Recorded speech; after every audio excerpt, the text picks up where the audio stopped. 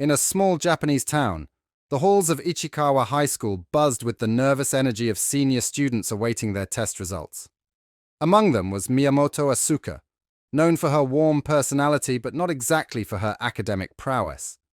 Even though the test was about as challenging as tying shoelaces, Asuka managed to score a solid 0, a feat that even the teacher had to applaud for its sheer audacity. Enter Yoshida, Asuka's ever-optimistic boyfriend, who upon hearing her score proclaimed that 0 was her lucky number. Asuka could practically hear the crickets chirping as the teacher delivered a stern lecture about the importance of studying and not relying on luck. Fast forward to the dreaded history test. The first question, innocently asking for the name of a monument famous for wish-granting, might as well have been written in Klingon for Asuka. In a stroke of brilliance or desperation, she penned down Gakiemo, a name straight out of a dream she probably had during algebra class. At that time, a radiant light erupted outside the classroom window. Whether it was a passing truck with a particularly shiny hubcap or a stray bird confusing the glass for an exit, nobody in the class paid much attention. Meanwhile, somewhere in the city, a wild jungle path sprouted, probably wondering if it took a wrong turn at Albuquerque. The next day, as Asuka and Yoshida strolled to school, they stumbled upon this newfound jungle pathway, which seemed to have appeared overnight like a mushroom after rain. Their memories weren't exactly stellar, but they were pretty sure that yesterday's commute didn't involve dodging vines and mysterious animal noises. With the spirit of adventurous pioneers, or just two teenagers with nothing better to do, Asuka and Yoshida ventured into the jungle, armed with curiosity and the hope that they wouldn't become the latest installment of Lost in Ichikawa.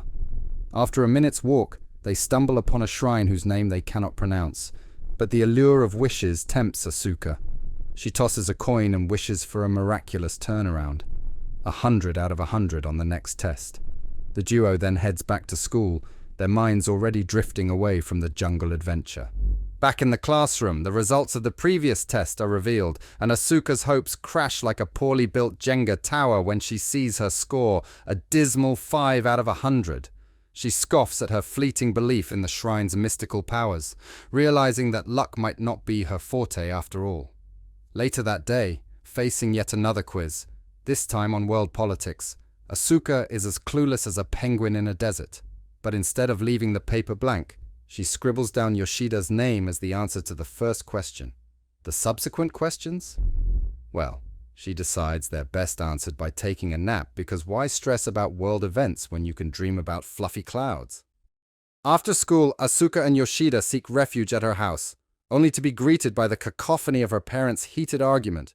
Her father, facing imminent layoff from his sales job, and her mother, indulging in a scandalous affair with a younger beau, paint a less than ideal picture of domestic bliss. Asuka swiftly ushers Yoshida past the drama and into her room, hoping for a moment of peace. Along the way, Yoshida notices a curious sight: empty plates and bowls outside a closed door. Asuka reveals that behind that door is her twin brother, Keisuke, once the golden child of academics. From elementary school to middle school, Keisuke was the academic maestro, acing every test with the finesse of a concert pianist. But then came the high school entrance exam, a hurdle that tripped him up, causing him to stumble into failure for the first time. The weight of that fall from grace still lingers, a heavy burden on Keisuke's once unblemished record. Ever since then, Keisuke has barricaded himself in his room, the glow of computer screens replacing the light of day. Asuka, burdened by her brother's isolation, sinks into a melancholy mood. To lift her spirits, Yoshida embarks on a heroic quest to the supermarket, determined to bring back something to appease her rumbling stomach and troubled heart. Meanwhile, unbeknownst to them, the universe is about to serve up a heaping plate of cosmic consequences. In a twist of fate, or a glitch in the matrix, their teacher, in the midst of grading papers, witnesses the shrine outside the window begin to glow, its radiance mirrored in the lenses of his glasses. A mystical ripple spreads through the fabric of reality. Asuka, growing impatient with Yoshida's prolonged absence, calls him, only to receive a cryptic response about being terribly busy and unable to hang out. Confused and a tad worried, she then receives a bombshell of a text from a classmate. Yoshida is in colossal trouble, having been catapulted into the spotlight as the newly minted Prime Minister of Japan. the internet erupts with images of Yoshida posing for the cameras, a reluctant leader thrust into the limelight. Meanwhile, other news trickles in about the mysterious disappearances of presidents from various countries, leaving the world in a state of baffled chaos. The next day at school, Asuka navigates the bewildering landscape of her transformed reality. Her teacher arrives beaming like a Cheshire cat and hands her back the graded test papers. To her astonishment, Asuka finds a perfect score staring back at her, even though she had left most of the questions blank in her apathy. Upon closer inspection, the truth dawns on her like a cosmic punchline. Yoshida's meteoric rise to power coincided with her scribbled declaration on the test, while the missing world leaders are a consequence of her empty answers. The shrine, in its enigmatic way, granted her wish, reshaping the world according to her whimsical answers to ensure that she aced the test. Asuka is left to ponder the quirky, unexpected ways of fate and the power of a wish granted, albeit with a hilarious twist. To rectify her earlier mishap, Asuka embarks on a frantic Google expedition, frantically typing in the correct answers to salvage Yoshida's newfound career as Prime Minister and restore the missing world leaders. Miraculously, her plan succeeds, and Yoshida is promptly fired on his first day, the global leaders miraculously reappearing as if they'd just been on an extended coffee break. With the crisis averted, it's back to the grindstone for Asuka as she faces the next hurdle, a math test. Unfazed by the prospect of wreaking havoc with incorrect answers in a subject where 2 + 2 should always equal 4, she breezes through the test with confidence. After school, she meets Yoshida, who's still reeling from his whirlwind stint in politics. Asuka takes this opportunity to spill the beans about her uncanny ability, but Yoshida, understandably skeptical, challenges her to prove it. Before she can conjure a demonstration, however, a peculiar event unfolds. A nearby tower starts wobbling ominously. Panicked, the duo rushes to the teacher's room, where they frantically correct Asuka's math test mistake, bringing the tower back to stability. Even the experts on TV are left scratching their heads at the inexplicable tower tremors. Later, as they stroll past the spot where the mysterious shrine once stood, they find it has vanished without a trace. Bereft of clues and unable to recall its name, they realize that Asuka's impromptu wishes have consequences far beyond what they could have imagined. With the world's stability hanging in the balance, Asuka vows to buckle down and study hard, determined to get every answer right to prevent any more unintended chaos. But as fate would have it, her determination is met with a comically ironic twist as she nods off while hitting the books that very night. The next day finds Asuka and Yoshida outside the teacher's room once again, anxiously awaiting the verdict on their latest test escapade. As Asuka's remarkable academic journey continues, she finds herself unwittingly wielding immense power with her test answers. After receiving yet another perfect score and inadvertently boosting her father's sales career with a water purifier surge, she's momentarily flustered by the unintended consequences. However, seeing her father's joy, she decides to leave things be. Yet chaos erupts globally as water-related riots spiral out of control, prompting Asuka to hurriedly correct her answer and restore order. However, her newfound power doesn't stop there. In a bid to mend her parents' strained marriage, she ingeniously manipulates her test answers to send her mother's boyfriend to space, resulting in their breakup. With her mother refocusing on family, Asuka's domestic life improves drastically. However, when she attempts to intervene in her twin brother Keisuke's life through her answers, the plan backfires spectacularly. Instead of Keisuke emerging as the cheerful morning greeter as she intended, their father forces him out amid escalating family tensions. Realizing the limitations of her power, Asuka shifts her approach. She begins studying diligently outside Keisuke's door, making mistakes intentionally to draw him out. Surprisingly, Keisuke finally engages, guiding her academically and indirectly catalyzing positive changes within the family. Her father redoubles his sales efforts, and her mother refocuses on family, marking a significant turning point thanks to Asuka's determination and newfound connection with her brother. A week later, Asuka achieves a perfect score on a test without any help. Bursting with excitement, she rushes to share the good news with Keisuke, but he remains behind his closed door. However, The next morning brings a pleasant surprise as Keisuke joins them at the dining table, apologizing to his father and pledging to do better from now on. During their routine journey to school, Asuka and Yoshida stumble upon the torn first test paper in Asuka's bag, which inexplicably forms the pathway to the wish-granting shrine Gachiemo. Realizing that the shrine manifested because of her initial wish, they hurriedly rush to beg for the reversal of the wish, hoping to restore the world to normalcy. Disheartened, they wait for a miracle, but find nothing changes. In school, the teacher administers another test, this time focusing on world geography and population. Asuka suddenly remembers that the shrine granted her wish because she offered a coin. Realizing that to reverse the wish she must retrieve the coin, she hastily completes the test and rushes to the shrine. However, the coin is locked inside a chest. Undeterred, she uses a stick in an attempt to retrieve it, almost succeeding. Meanwhile, Keisuke and his parents discuss his future, with Keisuke expressing relief over overcoming his academic struggles and looking forward to what lies ahead. His mother apologizes for causing so much trouble, and the family resolves their differences during their conversation. At the same time, Asuka's teacher grades the most recent test, finding that Asuka has once again scored a perfect 100. However, as Asuka accidentally drops the coin back into the chest, it emits a bright light, causing everyone in front of the shrine, and eventually the entire city, country, and world, to vanish inexplicably. In the final scene, it's revealed that Asuka missed the last question on the recent test, asking for the current world population. Her blank response inadvertently leads to the disappearance of humanity.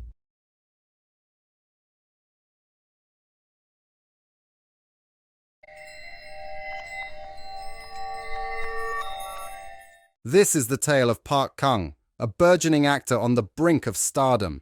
At this point in his career, Kang had soared to such heights that his mother could indulge in anything, anywhere in the world. His success both in wealth and profession had made him rather boastful.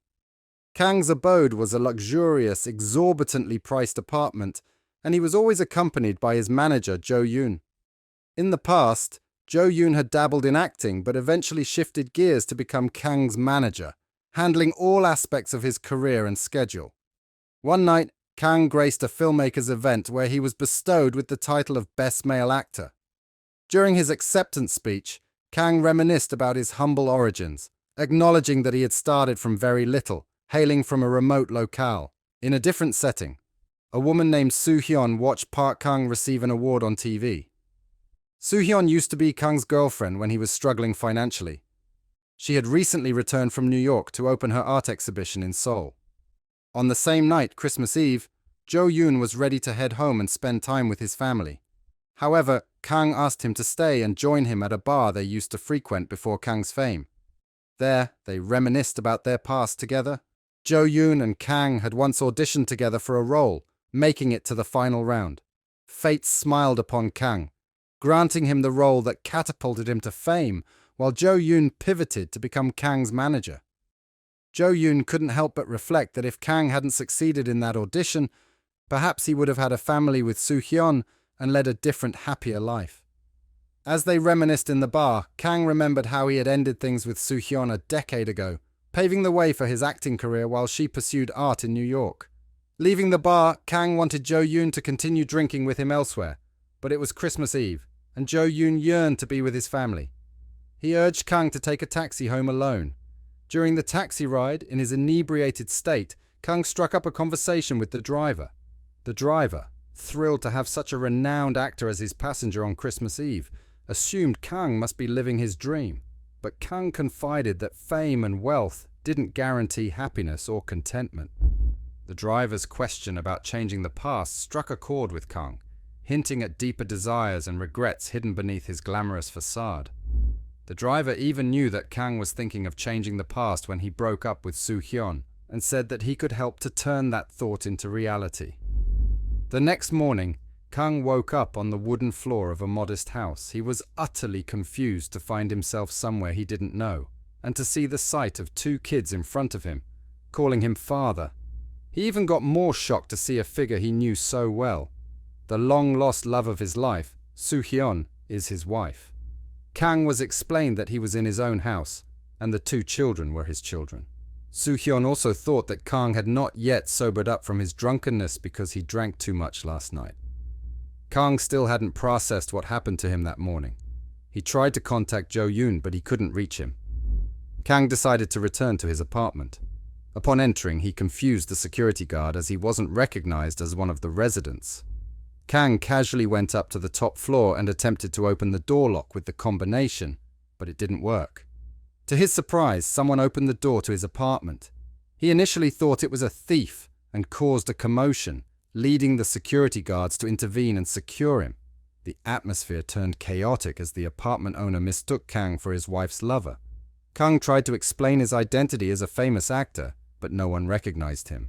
Soon after, Kang found himself at the police station, feeling angry and confused. The police clarified that the apartment didn't belong to him according to their records. Kang was shocked to realize he had lost everything in just one night. Things got even more embarrassing when Soo-hyun arrived to pick him up. She claimed to be Kang's wife, but Kang denied it, adding to the confusion. Soo-hyun became upset, thinking Kang wanted a divorce.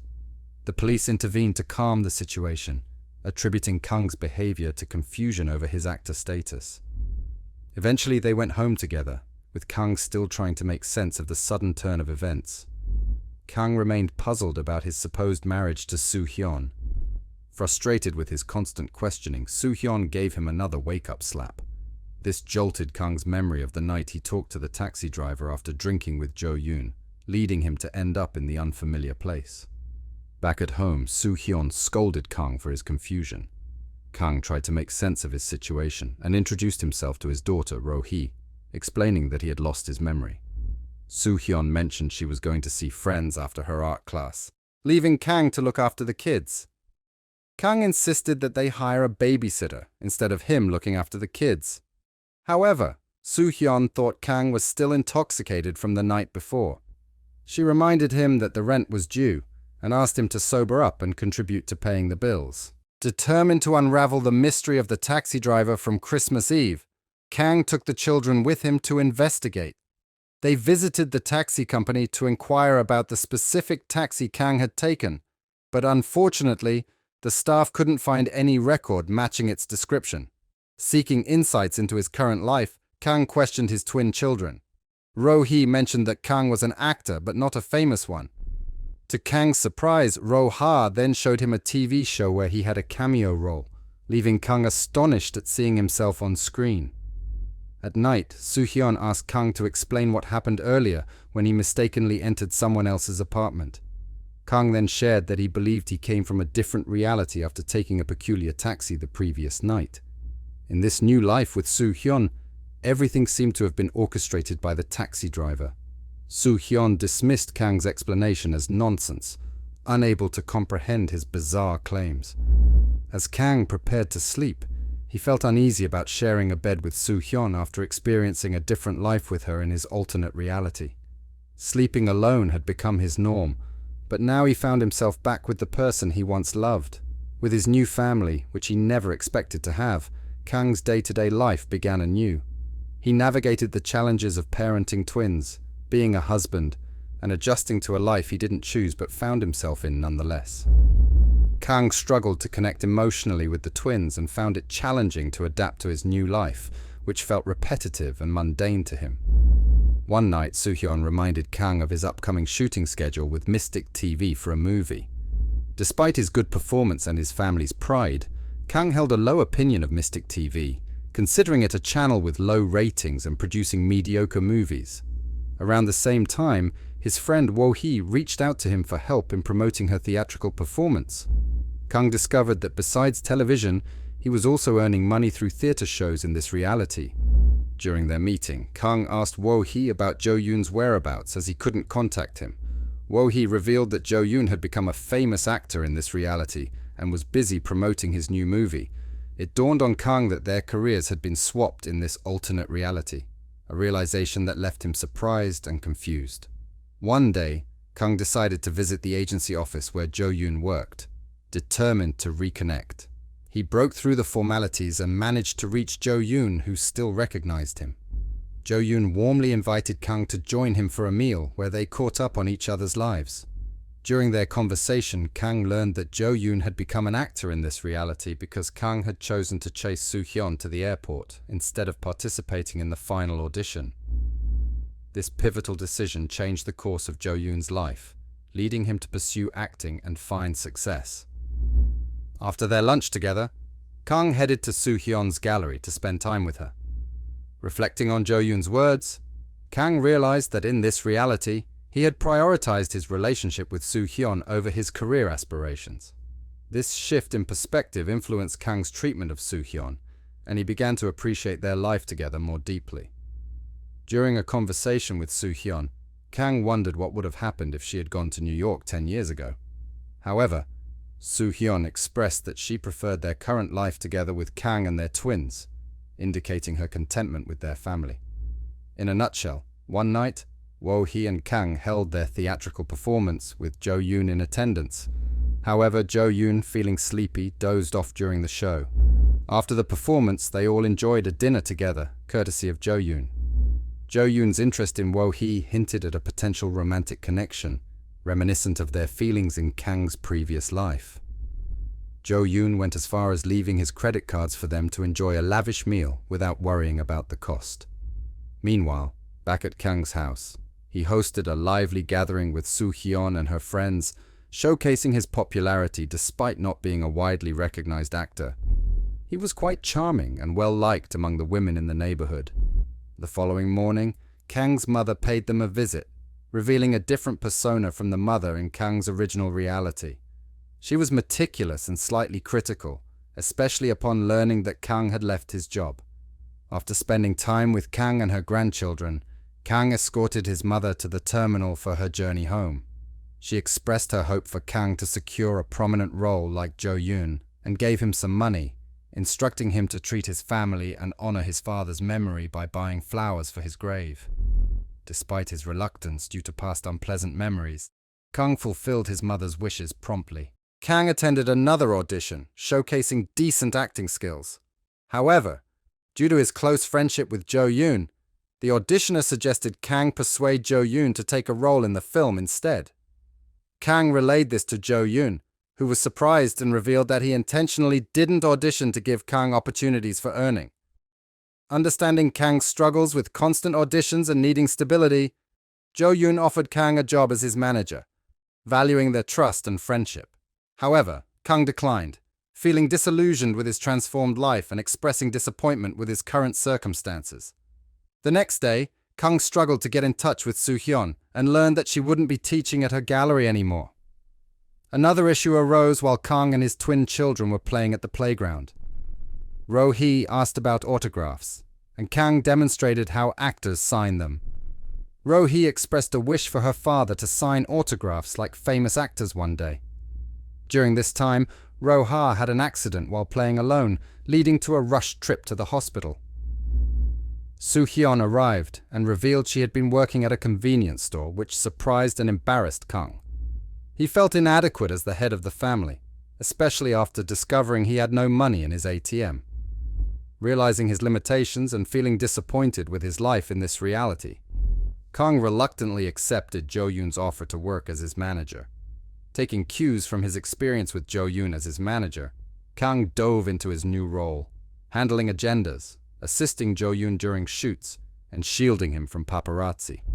Kang didn't hesitate to advise Jo-yoon on salary negotiations for his films and advertisements, drawing from his 10 years of experience to help Jo-yoon increase his earnings. He also assisted Jo-yoon in reading scripts, which brought back emotions as Kang hadn't read a script in a long time due to laziness in his previous reality. Jo-yoon's slow script learning led to extras resigning, and the director eventually offered Kang a role because of his acting skills. Kang excelled in the role, even impressing the director with his horseback riding skills, unlike Jo-yoon, who could only ride a prop horse. In this reality, Kang embraced his acting career with dedication and professionalism, earning admiration from his family for his performances. He also found joy in his role as the head of the family, prioritizing his family's well-being and managing his finances responsibly. However, this transformation caught Soo-hyun's attention, especially when Kang took them to live in Jo-yoon's apartment. Soo-hyun felt that Kang had changed because of money and disagreed with the situation, believing that Kang's newfound wealth had altered him. Kang struggled with the decision to leave their small house, where they had shared countless memories with their twins.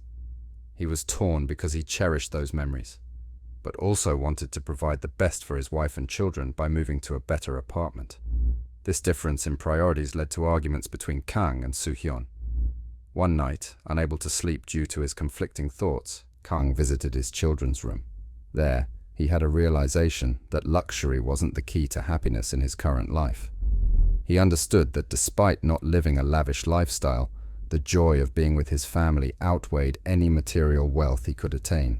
Kang learned from his past mistakes and embraced the simplicity and happiness of his present life. As time passed, Kang successfully moved on from his old life and embraced his new roles with determination. He impressed everyone with his performance in the drama alongside Jo-yoon, earning praise from fans and the director. The director even suggested that Kang and Jo-yoon should switch roles, highlighting Jo-yoon's managerial skills and Kang's talent as an actor. Kang's career soared as he transitioned from an extra actor to a manager and eventually to a professional actor. His achievements brought joy to his family, although he continued to work as Jo-yoon's manager. When Jo-yoon received the Best Actor award, he gratefully acknowledged Kang's support, recognizing that he wouldn't have achieved such success without Kang's contribution. Jo-yoon also admitted that Kang was a better actor than himself. To celebrate Jo-yoon's award, he invited Kang for a drink at the bar. During their conversation, Jo-yoon mentioned a role vacancy for an upcoming drama with overseas shooting for 3 months. However, Kang declined the offer as he didn't want to leave his family for such a long duration and preferred to find another job instead. In a surprising confession, Jo-yoon revealed that he had developed feelings for Wo-hee, the tomboyish girl. He envied Kang's life with his family and even expressed a desire to swap lives with Kang. After their discussion, Wo-hee picked up Jo-yoon while Kang chose to leave in a taxi. On that Christmas Eve, reminiscent of the previous year when Kang's life had changed, the taxi driver reminded Kang that there was limited time left before he returned to his original life. This reminder stirred memories of his past life, but Kang didn't want to go back. Unfortunately, despite his desire to stay, Kang realized he couldn't defy fate, and the taxi ride marked the end of his alternate reality. When the time came, Kang had to return to his reality despite his reluctance.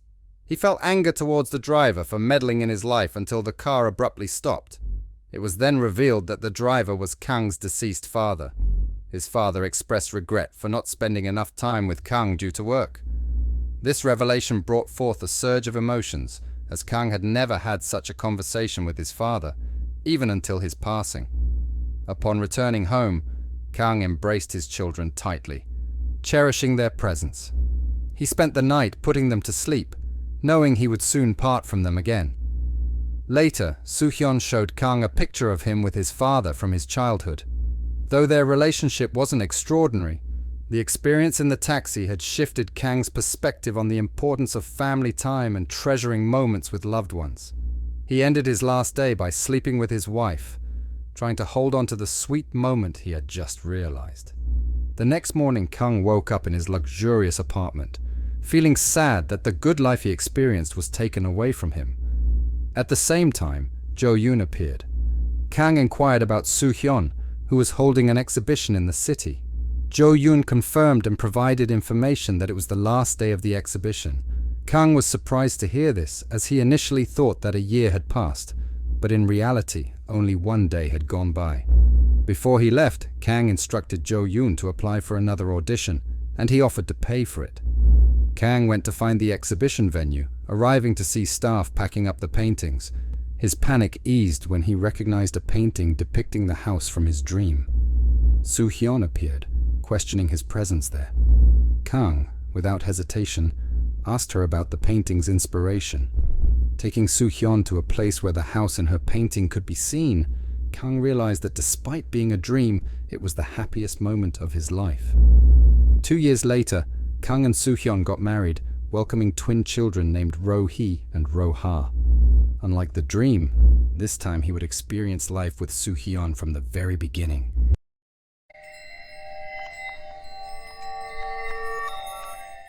All right, buckle up for a wild ride in future Japan, where the government's got this rule book thicker than a phone book called The Red Threads of Science.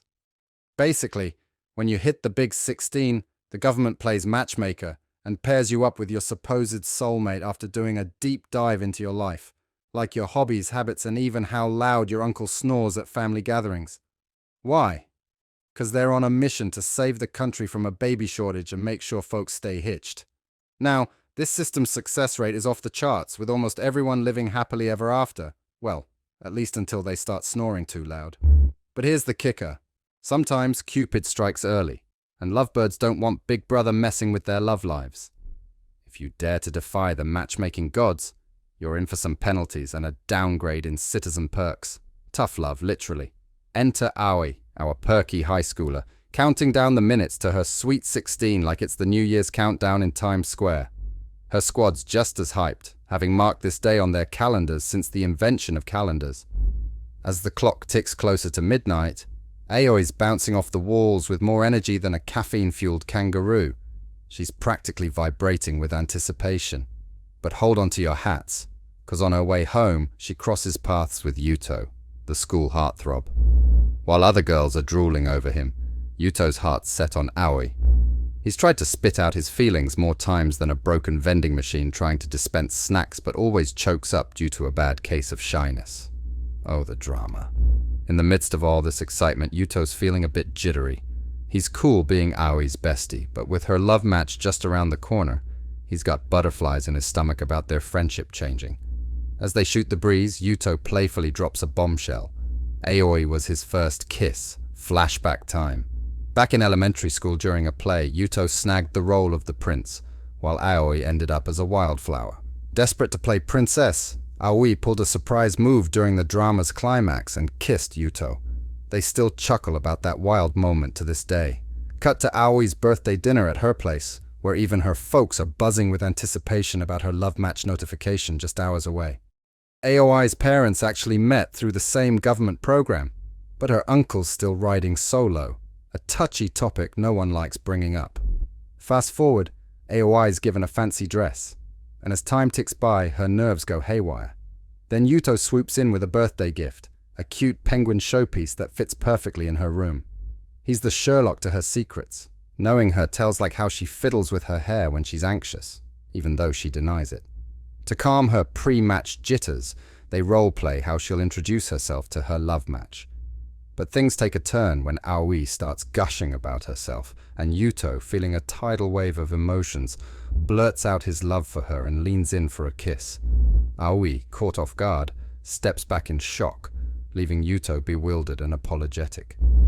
Before they can sort out the awkwardness, Aoi's match, Sokuke, shows up with flowers, stealing the spotlight.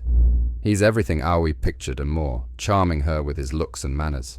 Yuto gracefully bows out, leaving the new duo to chat. Aoi's swept up in Sokuke's presence, forgetting about Yuto for a moment. But when Sokuke abruptly sets up another meeting, Aoi wonders if she's caught in a dream. They rendezvous at a fancy restaurant, where Sokuke reveals his family's wealthy background and his ambitions in medicine. He's got brains and charm, but isn't big on chit-chat. And that's just the beginning of Aoi's whirlwind adventure in love and life. Aoi tries to break the ice with Sokuke after their awkward moments, but he keeps cutting her off. He's not interested in her background or who she is as a person. To him, their relationship is just a societal formality. Sokuke's indifferent attitude even extends to Aoi's other potential interests, which he brushes off as irrelevant.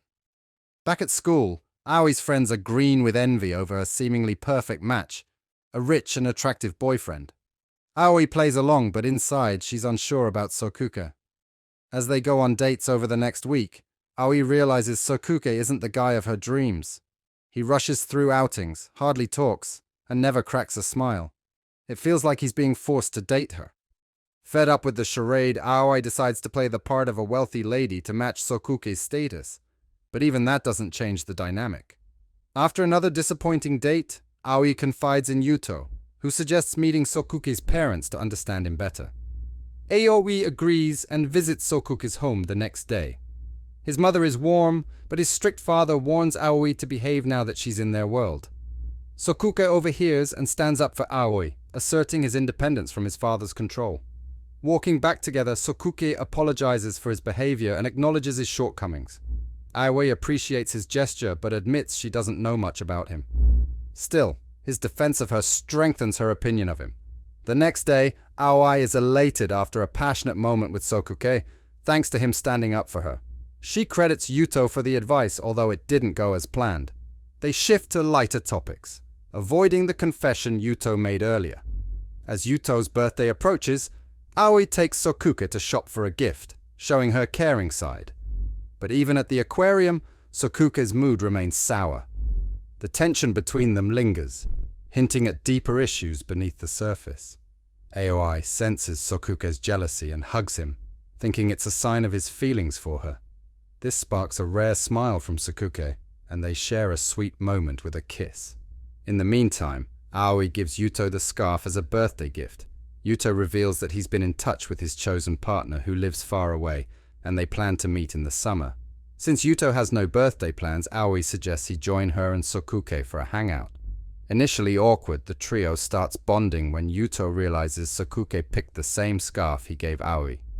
As they chat, Yuto confronts Sokuke about not paying attention to Aoi's likes, dislikes, and aspirations. This leads to a heated argument, and Yuto storms off, avoiding school for a few days. One night, Aoi learns that Sokuke is moving to Tokyo for a better university, resulting in a long-distance relationship for 6 years unless they get married. Despite her doubts, Sokuke proposes they live together, which sparks a trend among 16-year-olds. To clear her mind, Aoi visits her uncle and learns about his past with a long-distance relationship. Inspired, Aoi decides to take the plunge and prepares for her move to Tokyo with Sokuke.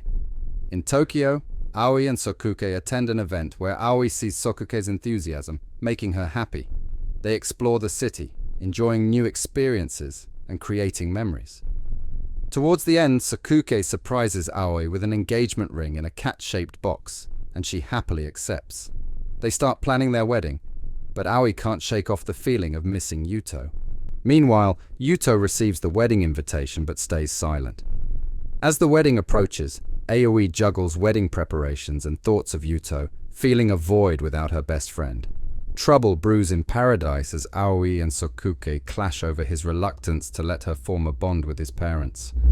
Their expensive dates turn dull as they realize their lack of common ground. Aoi takes matters into her own hands and talks to Sokuke's father about their relationship. The conversation ends well, and Aoi notices Sokuke asking his father for help with a friend's medical treatment. The truth unfolds as Aoi discovers Yuto's illness and his need for expensive treatment in Tokyo. Sokuke's intervention gives Yuto hope for recovery, but Aoi is left reeling from the revelation.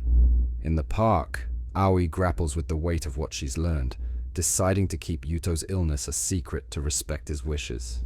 This makes her realize her true feelings for Yuto. On the day of the wedding, as guests gather at the beautifully decorated venue, the bride and groom are notably absent. Outside, Sokuke crosses paths with Aoi and admires her beauty. Sensing her sadness, he gently probes about her feelings, suspecting that Yuto is the cause. Aoi tries to brush it off, but her telltale hair touch gives away her inner turmoil. Sokuke, understanding the situation, encourages her to prioritize her happiness. He offers to manage the situation with the guests and parents, urging her to make a decision. Overwhelmed with emotion, Aoi thanks Sokuke and rushes to the airport, where Yuto is about to depart for Tokyo for surgery. At the terminal, Aoi pours her heart out to Yuto, confessing her love just as he did on her 16th birthday. Initially shocked, Yuto panics and tells her to return to the wedding. However, in a moment of realization, he embraces their love, and they share a heartfelt kiss, fulfilling a dream they both secretly harbored.